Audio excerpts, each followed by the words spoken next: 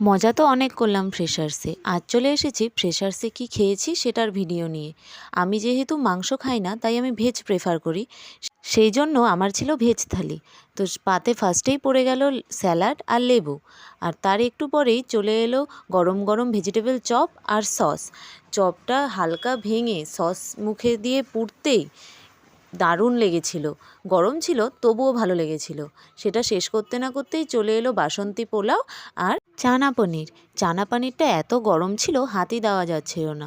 তো সেটাকে কোনো রকম দুবার মুখে দিতে না দিতেই চলে এলো গরম গরম সাদা ভাত সাথে ভেজ ডাল।